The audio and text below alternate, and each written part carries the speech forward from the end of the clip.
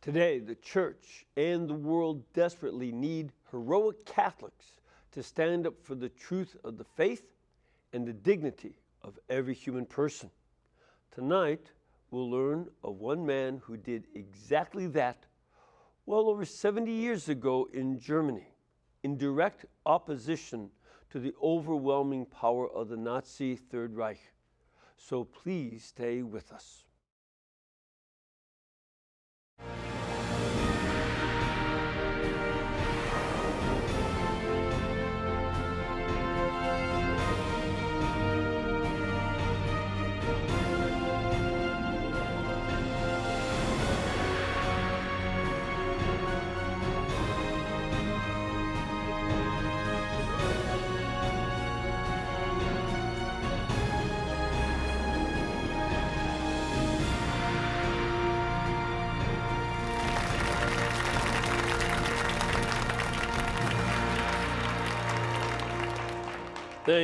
Thank you very much, and welcome. I'm Father Mitch Pacwa. Welcome to EWTN Live, where we bring you guests from all over the world.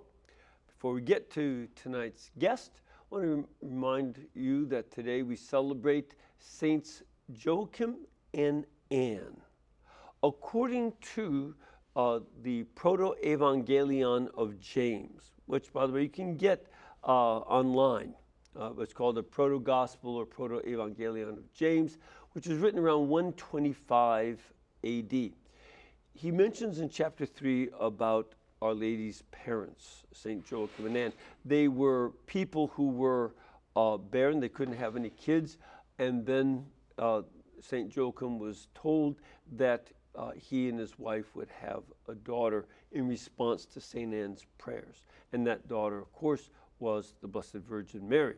So this makes them the grandparents of Jesus. And it's a good thing to note that it's a great day for us to pray for all of our grandparents, living and dead. I offered my Mass today for mine. Grandparents are a mixed bag sometimes, but you know, they are one of the ways that we got here. And it's good for us to pray for them and also to appreciate the wonderful things they do to raise us and to raise our parents. All right, tonight we have a guest who comes to us from Toronto, Canada, where he is a priest of the Oratory of St. Philip Neri and a philosophy instructor at the Oratorian Seminary. He's also the pastor of St. Vincent de Paul Parish in Toronto, and in his spare time, he became the author of a new book called The Lion of Munster, the Bishop who roared against the Nazis. So please welcome Father Daniel Utrecht. Thank you, Father. Father, welcome. Thank you very much. Good to be here. A little bit warmer down here in Alabama than it is up in Canada. A few degrees, but we get heat up there too. I know you do. I know you do. Well, it's good to have you here, though. Yeah, delighted. And I really loved your book. Thank you. I read that a couple months ago, and I was quite taken by it, and I was really excited that you accepted our invitation to be on the show. I'd heard of the character, and your main character is? Blessed Clemens August von Galen. Yes, so blessed, and he's been beatified by the church. Beatified in 2005. And besides being a blessed, what else did he do for a living?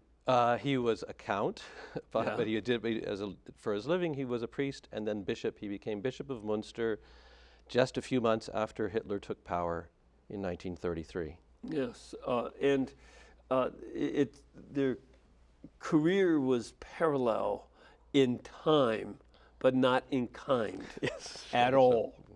Hitler was elected Reichskanzler in January of 1933. Correct. And manipulated, a few events like burning of the Reichstag, the parliament, to take dictatorial powers and then never let him go. That'd be about... That's right. By about the summer of 1933, I think he had pretty much dictatorial power. Yes, yeah. And it's interesting because, being called dictator was an official in the Roman Empire during times of emergency. So he used emergency powers to claim that role. But meanwhile, in Munster, you have Father Count Clemens von Galen. Tell us about his background. When you say a count, what? Well, so it was a very ancient aristocratic noble family, and he was brought up in what was called a castle, but was really, although it had a moat around it, it wouldn't be much for defense against an army. It's like a bunch of farmhouses around a central courtyard, and very simple Spartan lifestyle he had as a child, but with very strong Catholicism at the center of their daily existence, daily mass, the evening prayers with the family, and the father and mother taught all of the children, the 13 children, to make the Catholic faith the center of their lives. Often when we think of European nobility, what the images that come to us from the media and such are of the French court. Yeah. Lots of luxury, Yeah. big dresses, big hair, wigs, all this stuff. That's not the kind of leadership they were. His family, as you say, was a lot more simple in their lifestyle. Well, and you'd like this, 'cause they were hunters. Yeah, Yeah. that's right. Well, he got the name, one of his names is Hubert. Hubert, the after patron saint of Saint Hubert, yeah. patron of hunters. Yeah, and they would dress well, but simply. They didn't have running water in most of, or central heating or anything like that in most of the rooms in the house. It was simple farmhouse kind of construction with big wooden beams, which by the time he grew up to be about 6.5 feet tall, he kept banging his head on those beams. Yeah, they were made for shorter ancestors. Yeah. And it wasn't a life where you would just sit around eating bonbons and drinking coffee. It was a lot was expected of him for that role as a count. Social concern. When they were children, his sisters would go with the mother, bringing clothing around to the poor of the parish and making rosaries, and the boys took a very great interest, led by their father, in political questions from a Catholic perspective, so that they really had a sense of social concern. Say, noblesse oblige. Yeah, they have a responsibility. It wasn't just to live luxuriously at all. Not at all. It was, we have a responsibility of leadership and lay leadership. That was very key to their family. That was something very impressive. And also getting as good an education as they could. They were often homeschooled. They were schooled at home. He was schooled at home till he was about 14, I think, with a tutor for a time. But he said actually that until he started theology as a seminarian, he didn't really learn anything new about the faith beyond what his mother had taught him in his catechism lessons. So the mother took a very, very big role in instructing the children. So, and again, that's a key thing for us to hear again, that moms and dads instructing their children in the faith is a major duty that they undertake by their vow at baptism of their children.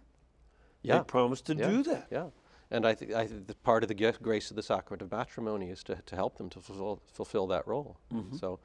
And but by the time he became a bishop, he stressed that as well, particularly when the state was giving people an education that was not, let's say, in conformity with our faith. He repeatedly told parents, you have to watch what's being taught your children. Yes. Yeah, the state, we're jumping ahead of ourselves. We'll get to the role of the National Socialists. But, how did he discover his vocation to the priesthood? Through that background of life in a serious Catholic home. At some point, he made a pilgrimage to Rome And at some stage, it actually unclear to me when he came to that decision, but when he was 18 or 19, he said, I'm going into the seminary. And at first he was thinking about the Jesuits. First he was educated by Jesuits. So. But he didn't, and I don't think his father was all that keen on the priestly vocation. Oh, I don't remember anything negative about that. The priestly vocations were common in the family. You know, he had good. Well, then as he moves along, he eventually, he did a lot of parish work up in Berlin. Yeah. And so he was sent to Berlin as a fairly young priest, and Berlin was totally different from the seriously Catholic rural atmosphere he'd grown up in. Berlin was this huge city with a lot of unbelievers, but as young Catholic workers were moving to Berlin, they needed priestly care, and priests from Munster looked after one of these parishes, and he worked with the young men and gave a great deal of his own personal fortune that he had inherited from his father to build a home for these young men who could no longer make a living on the farms, who'd come to Berlin to work in factories. So it made a home for them to live a kind of communal life, and lived with them for a long time. Then in 1929, he was brought back to Munster as parish priest of the main church in the city, and that's what he thought. That's where he thought he would end his priestly ministry as a pastor in his kind of home diocesan city of Munster.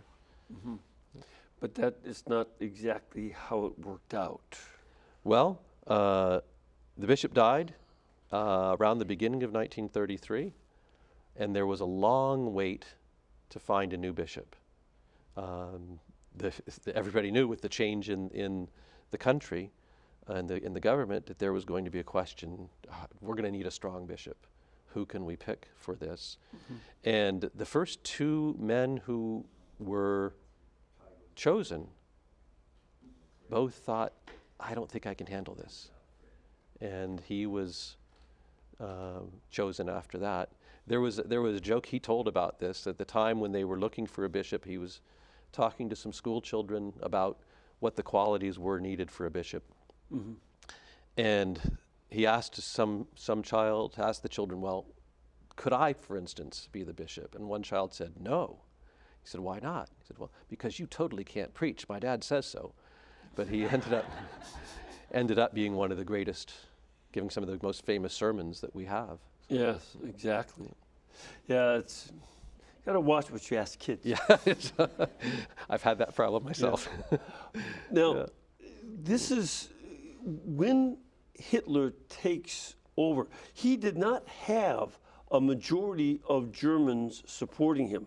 The National Socialists were a minority party in Germany. Is that not correct? Yeah, but there were so many parties. They were had become one of the biggest of the minority parties. Right. Their vote was always lower in the Catholic areas. So including in the Munster diocese, the vote was much lower. And the politicians thought, if we give him this job as chancellor, give him one or two cabinet posts, but put other people in the other cabinet posts, we can kind of hem him in. But he was not the kind of man to be hemmed in. He was too clever, I think. Yeah, Hitler was clever, but also ruthless. Ruthless, clever, and demonic. And that Hitler's ability to get the National Socialists to kill off enemies, to have them arrested, have them killed, whether by murder or whatever, sending these different troops in there to just take over. That was something he had no qualms. No qualms about at all. That at all. Yeah, and you kill a few, and the others decide I'm just going to leave. Right? Yes. So then it scares off the other parties. Exactly. Yeah. So and how did Bishop von Galen, then relate to these new developments? How did that his attitude develop? At the beginning, I mean, I think he knew from the start that this was not a good thing. And he was always against, even under the previous governments, he was always against the theory of absolute state power. And he had written articles on this topic. But the bishops, of course, he was a new bishop, so the bishops had already come to this conclusion beforehand, that this is the legitimate government, we have to respect the government. And Hitler, when he took power, promised that the Christian churches, the Catholic and the Lutheran, basically, churches, would be at the center of the renewal of Germany that he was bringing about. That's a key point, that he was talking about a renewal of Germany that had been, that lost World War I. They had to pay enormous indemnities, which included taking even their railroad cars away from them, as well as the machines and the big machines inside factories. They were told to pay indemnities, but the means to pay it were taken from them. Yeah. So their economy was devastated, and they were humiliated in all over Europe. Those three elements were what he wanted to renew. Yeah, yeah, and that's what got him what support he had as well, right? Because it's one thing to lose a war, and wars always went on in Europe up to this point. But the kind of humiliation that was done to Germany after the First World War, I think many people have said then and since that this was really unjust. Yeah, that was, and so Hitler promised that renewal and making, the Lutheran and Catholics. The Lutherans were mostly in the north, Catholics in parts of the west and in the south of Germany. That they would be part of it, made accommodations with them, and didn't threaten, the violence that would eventually take place. And entered into this concordat with the Holy See, which guaranteed the rights of the church. Right. That the church would continue to be able to operate schools, and the bishops would continue to be able to communicate with their people with diocesan newspapers and so on. And almost immediately, all of these promises were being broken. One of the points about the concordat that a lot of people confuse, did the concordat state that the Catholic Church approved of National Socialism? No. Not at all. No. That wasn't part of it in any way at all. We had already had concordats with Bavaria, with Italy. It's just kind of dealing with the government you're dealing with. Let's guarantee the rights of the church to continue to exist. Right. And right. Yeah. And I think that's a very important element, because people say, oh, yeah, well, Pope Pius XI made a concordat with the Nazis. You were pro-Nazi. No. Yeah, that's it was a protective device. Yeah, and every government in the world continued to have diplomatic relations with the Nazi government. That was the government of Germany. Sure, yeah. Sure.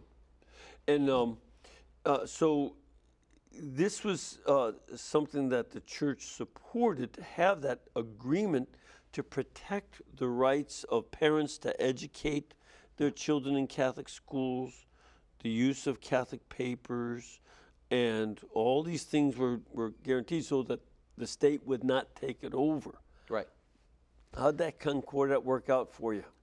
Within a week of von Galen's becoming bishop, he made a complaint to the local education minister, who had put in lesson plans for the month of November, supposedly for the month of All Souls, to tell the teachers, here's what you teach in school, in history and art and religion and so forth. And it was all anti-Jewish stuff. It was all like, the Jews are terrible. Your history lesson, how the Jews have damaged the German economy and caused wars. And all this stuff had nothing to do with All Souls Day, which was supposedly was it about, and it had nothing to do with religion lessons. And von Galen contacted him and said, the religion lessons in the school are supposed to be arranged according to the concordat with the approval of the bishops. We didn't approve this, and we wouldn't approve this because it has nothing to do with Christianity. Yeah. And to attack the Jewish people has nothing to do with Christianity. And so he got a lot of those officials really angry with him immediately whenever they tried to cross the line. He kept pushing them back. Yeah. And then a lot of these were private, sort of semi-private letters to the government officials, which all of the bishops did. They complained every time the concordat was being violated. And most of the time, the Nazis kind of perfected this bureaucratic delaying tactic. They wouldn't answer the complaints, or they would very, very slowly, eventually maybe do something. In early 1934, he went more public, and he attacked the ideology of racism and blood and paganism, which was being put forward by one of the leading Nazi ideologists. Yeah, they were trying to revive Teutonic or German mythology and say that's where it's going to make us great as part of their racist ideology. And the real German essence is to be a pagan. Christianity was a foreign religion that was forced on our pagan ancestors, but we're going to revive this true pagan idea that we are strong, that the German race, the Aryan race is really what God is. Ultimately, that's what they started teaching. And von Galen said this: if you say that God is not the all-powerful, eternal, infinite God, but God is something that comes to be through the German race, so that's philosophical nonsense. It's a cultural step backwards. It's also a very, very great insult to our ancestors. And I won't have my ancestors being insulted. Well, and one of the other things the Nazis, as they kept pushing this anti-Christian ideology, they would bring up Christianity was started by Jews. Yeah. And that was part of their anti-Christian ideology. Yeah. Jesus and the apostles were all Jewish, and they did not want anything Jewish associated with the German people. Yeah. So, some of them claimed that Jesus was actually an Aryan whose great benefit to the world was getting rid of the Jews, or to kind of defeating the Jewish idea of things. So, but that was all nonsense. And well, the problem for Bishop von Galen is that these tensions kept increasing. And one of the things you bring out in the book is that the more he publicly gave sermons and had sermons preached, that he would write them out and have every parish priest read his sermons from the pulpit, criticizing the Nazi policies. As he did that, things got worse and worse for the church. I mean, people were arrested. Religious orders were shut down, convents and monasteries seized. As it came to a head in 1941, when Germany was at its high point of success in the war, and he got up and preached against the Gestapo, who were seizing the houses of religious orders and expelling the religious, starting, one of the first ones was the Jesuit house in Munster. And he made his very impassioned sermon about justice. And basically he said that the German state has a real problem of being founded on injustice because we have a secret police that's not answerable to any judiciary. They can just put people in prison or in a concentration camp or expel them from their neighborhood or from their province without any recourse. And he said, if we don't restore justice to its place as the queen, as the foundation of a state, then no matter how many victories our brave soldiers win in the field, Germany is bound to collapse from inner decay. Now, that kind of talk made him persona non grata with the Third Reich. Well, they wanted to, there were many people who said, this guy's a traitor, we should hang him, including the local Gestapo, who sent a request to Berlin, we've got to do something. And Berlin came down with a reply saying, we don't want to make a martyr of him. during the war because he's too popular. We'll lose the support of Munster and Westphalia for the war effort. And besides, said Joseph Goebbels, quoted that horrible proverb, revenge is a dish that tastes better cold. Yes. We'll take care of him after we've won the war. Yeah, that was his plan. And they were winning the war. That's right. Operation Barbarossa, where they had invaded the Soviet Union, was going on in 1941. So this was, they were looking successful, but you know, that was the other thing. Bishop von Galen didn't think that the success was inevitable. You know, he could see some of the weaknesses coming, and eventually, of course, the Reich was totally defeated, by the Allies. Yeah. But the other side, and this is an important element too, at the end of the war, he didn't gloat that he was right. He then began the efforts to, now we have to help the German people so that it's not, what happened after World War I is not repeated. And he would stand up to the Allies to make sure they stopped looting and other problems as well. Yeah, so the Americans and then the British rolled in, and the British then controlled that part of Munster. And one of the problems, some of the soldiers did some looting and raping, but also the foreign slave laborers who had been brought in from Russia and Poland and had been there working as prisoners were now released, and some of them would go around and loot.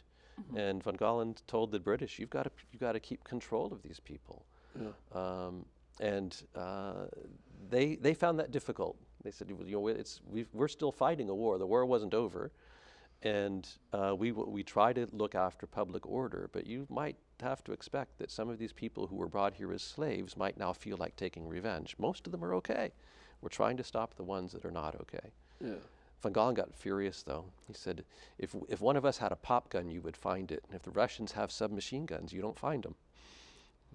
Yeah, so he was strong on both sides to make sure that when the Nazis were wrong, he went after them and putting his life at risk. But he also stood up to the Allies to make sure you can't do other wrongs just because of the wrongs done by the Nazis. Right. Right. Yeah. So, that's and at the end of the war, he gets made a cardinal. That was an incredible shock to him, to his people. Of course, Pope Pius XII became Pope in 1939, and there was at the beginning of the war, and there's no time to make any new cardinals. So it's now end of 1945. And he announces he's going to create 32 new cardinals, which I think was the biggest consistory in history up to that time, including 3 Germans, and one of whom was Bishop von Galen of Munster, which was a 1,200-year-old diocese, but it was not an archdiocese, although it's one of the largest dioceses in Germany. It had never had a cardinal, and so everybody rejoiced. Yeah, and that's part of the great. It's a great picture on your cover, the Nazis marching in the earlier part of their success, and then at the end of the war, in a bombed out city, von Galen became a cardinal, and he's in his dugality, and he had to borrow money to even get that. But the clothing that he needed, but he became that, and that was not only about him, but it was also about his people. He insisted that he thanked Pope Pius for honoring his people, because he knew that his life had been spared because his people were so united with him. Yes. That the Nazis were not going to make a martyr out of him because his people were so much in union with him. Yeah. And that's something that I think we also have to take away. When you have a great bishop like Blessed Clemens von Galen, the folks need to also be there. He can be the point man, but the folks have to stand with him. Yeah. That's key, and that's what they did, and he was able to keep doing what he did to help them because they were supporting him. And I urge you to get Father Dan Utrecht's book, The Lion of Munster, the bishop who roared against the Nazis. You can get that at EWTNRC.com, our religious catalog, or you can call them 1-800-854-6316, and it's item number B2616. We need to take a break, but we're going to come back. We want to get some of your questions and your comments, so please stay with us.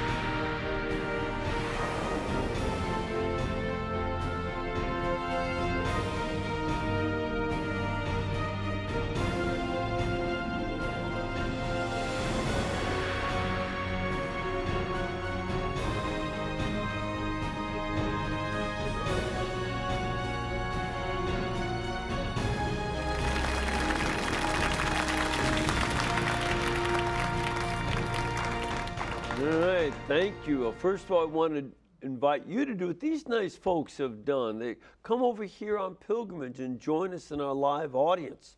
If you can do so, contact our pilgrimage department at 201-271-2966, or go to our website, EWTN.com. They'll give you information on the times when we have masses here, the opportunities to be in an audience of a live show, and also information how to get up to Hansville to pray with the sisters, and places where you can stay, and some good places to eat. Have you enjoyed the food around here? Outstanding. Good.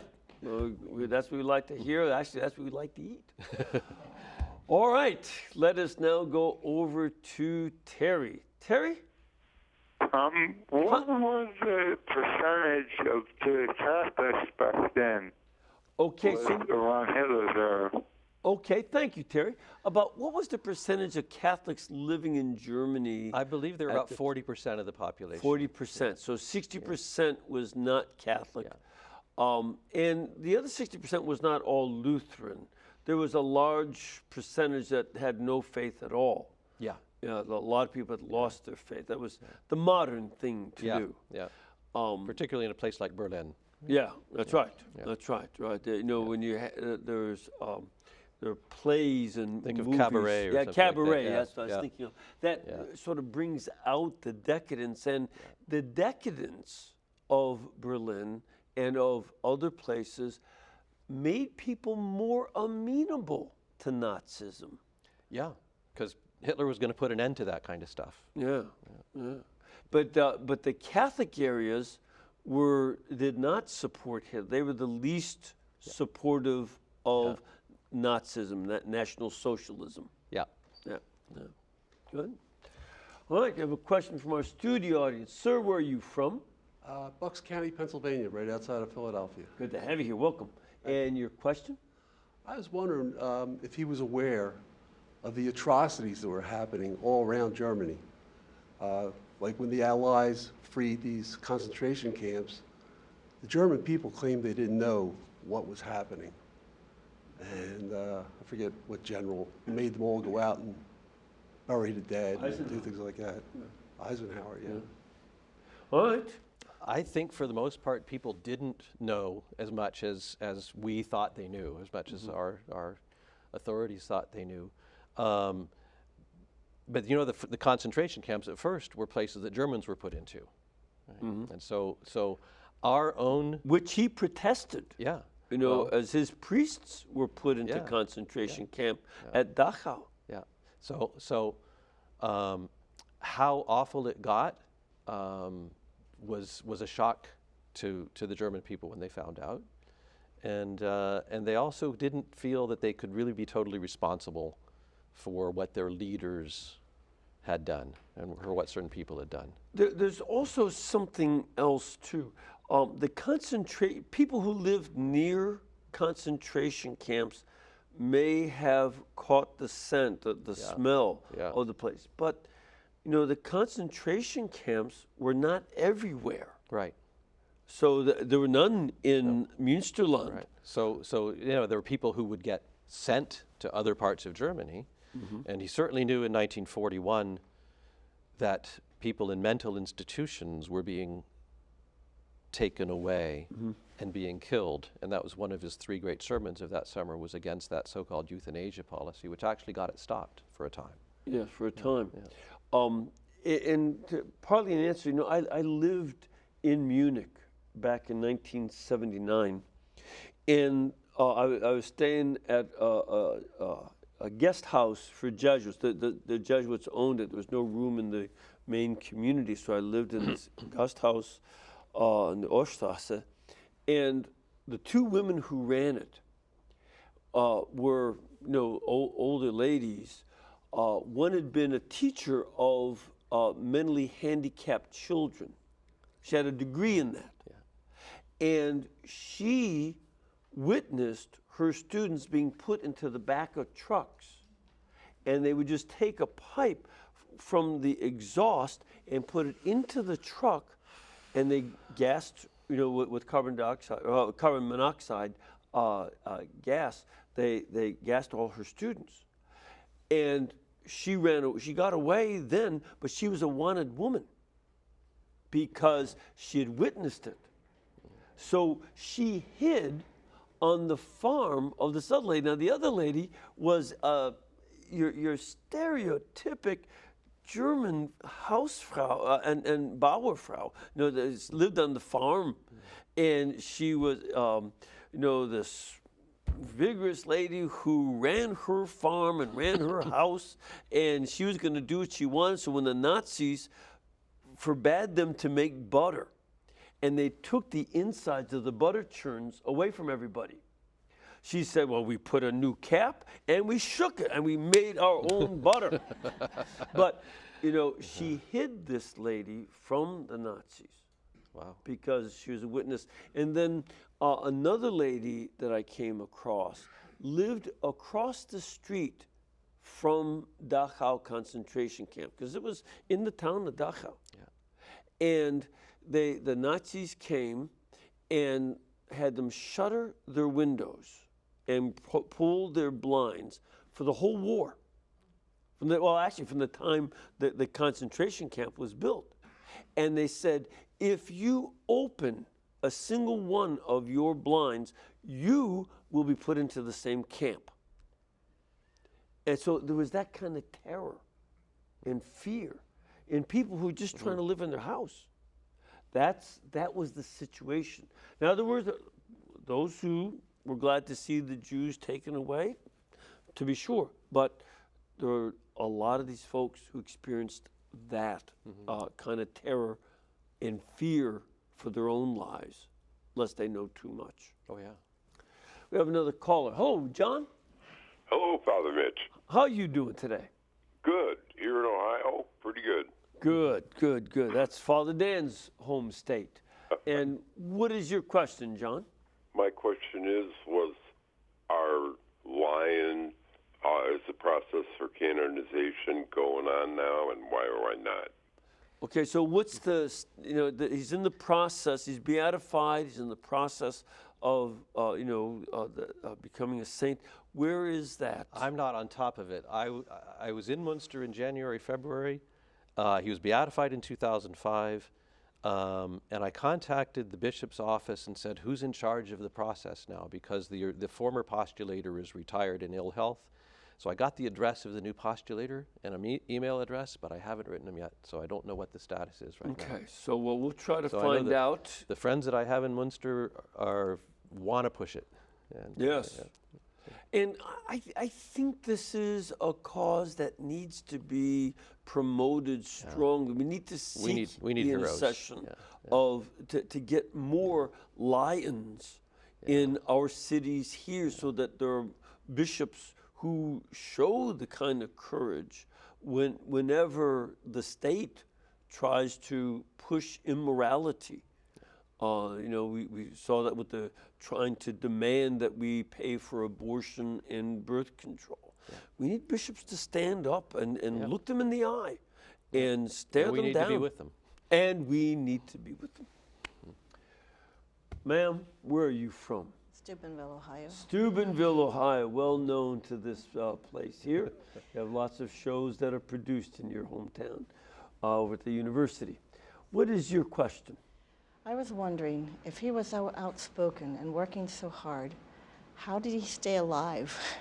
Okay, so how did Bishop von Galen stay alive? Thank you for that great question. Yeah, and at first, he had been so popular. You know, in the early days, he was able to preach before big crowds and have processions, and he had some public relations successes of people loving their bishop. And it was really the love of the people for the bishop that protected him. And it's what he said in his last speech when he returned to Munster as a cardinal.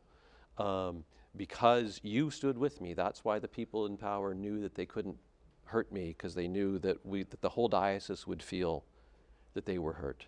And that's why they were planning to take care of him after they had won the war. And Hitler had plans for doing that. And he said, my publishers put a blurb from Hitler on the back jacket of the book, because Hitler said, Bishop von Galen knows that I will take retribution to the last penny. Yeah. And he did it anyway. Some of the things he did were to organize these pilgrimages that are traditional pilgrimages, and the Nazis didn't want them to happen. And he organized them and led the people, and they were, you know, because he was there with them. That was also part of his strength and popularity. Well, there was a traditional procession in Munster every July that went back 6 centuries. And in 1935, this Alfred Rosenberg, the leading ideologist of this paganism, was going to speak in Munster the day before the procession. Yes, that's the story. He asked the head of government of that part of Germany, please rescind this man's invitation. Everybody, Catholic and Protestant, is going to feel that this is a provocation having this man speak here. That man, instead of stopping Rosenberg, sent the report on to Berlin, with the result that not only did he come, but every speaker at this big Nazi rally was attacking the church and attacking the bishop. The next day for the procession, 8,000 more people came out for the procession than had come out the previous year in support of their bishop. Yeah. And he worked with that. Yeah. See, in one sense, the Nazis' antagonism to Bishop von Galen stirred the people to say, wait a minute, he's a good man, and why are you attacking him? Yeah. So that got things, you know, pushed their support for him. We have Henrietta online. Hello, Henrietta. Yes, I'm here. Where do you live? Pardon me? Where are you from? The Black Forest by Donaueschingen. Oh, great. Wow, so you're from Germany. Border. Herzlich It's called willkommen. Bloomberg. It used to be a farm community, but now it's a little city. Oh. Anyway, well, I'm calling, you know, I'm listening at the line from Munster. Well, I know of one of them from Donaueschingen that happened, I'm not sure the year anymore, if it was 41 or 42. This priest, he is a personal priest of the Princess to Fürstenberg, and he gave a fiery speech against the Nazis, and they arrested him the same night. That was New Year's Eve, and within 8 and 9 months, they tortured him to death. His picture when he came, what they got from his body after they got his body back, looks horrible. What they did to that man. Yeah. And I think he needs recommendation too. Henrietta, that sounds like a very good thing. There were a lot more people than we know who stood up. And a matter of fact, if you go to, have you been to Dachau? Yes. And you know that in there, there's a sign at this place that was the Priesterblock. This was barracks. the barracks for the priests and some ministers, mostly priests, that had been arrested and tortured. And they especially tortured the priests. They'd have them attacked by dogs and eaten and disemboweled and by dogs. And they were vicious. There are a lot of, many martyrs, you know, among the clergy, as well as the laity from those days. More and more of them are being found. And I recently read a book about 3 priests and a Protestant minister from Lübeck who were distributing Cardinal von Galen's, bishop as he was then, sermons in 1941. They were arrested. Mm-hmm. And see, he wasn't being arrested, but other people were, and other priests were being put into concentration camps and so on. And these 4 men were eventually beheaded. But Hitler himself intervened to tell the prosecutor, when you make the case against these guys, make no mention of Bishop von Galen. Because if they had been executed for distributing his sermons, people would have said, well, then why haven't you arrested him? Right. And if he knew they were if he knew they were being executed for distributing his sermons, he would have stood up and said, I'm the one you should be executing. Yes. And Hitler didn't want him to make himself a martyr at this point. He was going to take care of that later. Right. I have another question from our studio audience. Sir, where are you from? Temecula, California. Great. Wow. Welcome here. And your question? My question is, what was the bishop's relationship with Holy Father Pius XII? Was there collaboration between the two, or do we know? There was collaboration.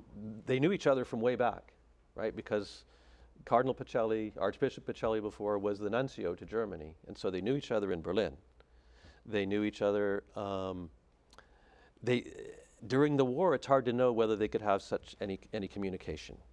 They were, we do know that at some point in 1941, the Pope contacted a priest from Austria and said, tell Bishop von Galen that the Pope is really, really happy with his sermons, and he reads them to people who come to see him and to his intimate circles. And he wants bishops like this who are courageous. Yeah, this was, it was very difficult for the Pope to communicate. During the war. During the war. With individuals. It could be done, but not easily. And if you're at all interested, another book that may give a different perspective on what priests and the Pope were doing is a book called Church of Spies. It talks about how Pius XII was working behind the scenes to help bring down the National Socialists and have Germany surrender and end the war and get the Allies to have peace. It's a very, it's really, really a fascinating book, and I would urge you to read that as well, because the church was quite involved. We have another caller on the line. Hello, Bianca. Hello. Hi, where are you from? Texas. Great. That's a big state now. What part? Sorry, I'm nervous. San Antonio, Texas. San Antonio, Texas. See that? Love it. Not only is it a big state, but that is a really good part of it. I love San Antonio. Bianca, what's your question? How can I be strong like Bishop von Galen was? Great question. See, first of all, Bianca, you're already getting past any of your shyness and asking this on international TV. So you're making some good steps there, right there. And that is Texas. Now, what would you... Fantastic question. Yeah. And I think the source of his strength was a very, very great devotion to the Blessed Virgin Mary. Yeah. Huge devotion to Our Lady. And he used to go out, there was a shrine about 8 miles east of Munster called Telchte, and he used to go out there on foot in the mornings, early in the mornings, to pray to this, to Our Lady in this 14th century wooden image of a Pietà. And that's where he got his strength. And, you know, that image of the Pietà, that's, you know, the Blessed Mother holding the limp, dead body of her son. Yeah.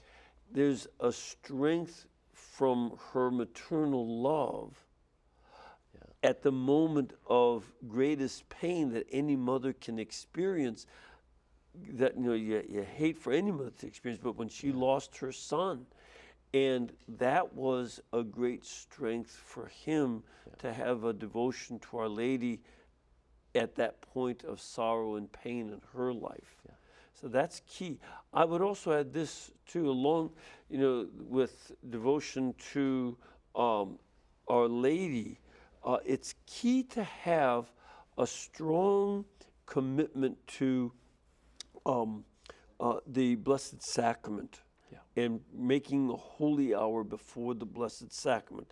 Our strength, and your question is great because you obviously feel, well, I don't have this strength. Well, neither do I. Yeah. Neither did he. Neither did he. Yeah. But Jesus does. Yeah. And we need to get closer to Jesus in order to find that strength. I can do all things in him who strengthens me. That's in my Bible. You know the Bible better than me, Father. All right, well, that's exactly right. I can do all things in Christ who strengthens me. That's key for us. So being closer to Christ is the source of our courage. We have another question on line here. John, where are you coming from? Hello, Father. My name is John. I'm a retired military. I was born in Sardinia. Oh, okay, can you hear me? Yeah, just fine. Okay, about this Shoah, we call it the Shoah. Most of the Germans didn't know nothing about it. I know because my father was with the Italian army, with the Wehrmacht. Okay? And then, but the British know about the Shoah, the Soviets know about it, the French know about it. Why didn't they stop the Shoah before the end of the war? Okay, that's the question. And I thank you for both Father Utrecht and Father Mitch Pacwa. Thank you so much. Grazie e arrivederci. Arrivederci, John. Grazie, John. So John is correct. And there were leaders in the West who knew about the concentration camps. Yeah. There were 2 Poles that escaped from, I think from Auschwitz. And they got to Czechoslovakia and then eventually to England, and they told what was going on. And the Allies didn't bomb the concentration camps. They could have bombed the gas chambers and done some bombing of the official buildings without bombing the barracks. They never did. I have no idea why they didn't, and I don't know how good they were at those kind of surgical strikes, as we might call them nowadays, in those days. Because when we were bombing the heck out of German cities, including his own Episcopal Palace, we were laying carpet bombs. Yes, that's right. We just bombed the whole inner city, and the target for the navigators for the bomb sites was the front steps of the Munster Cathedral. Yeah. So they targeted a number of places, targeted dams and factories. Yeah. But more of that would have probably been more efficient. Yeah, and but they never targeted the concentration camps, and that's a problem. And also, before the war began, President Roosevelt would not let German Jews enter the United States.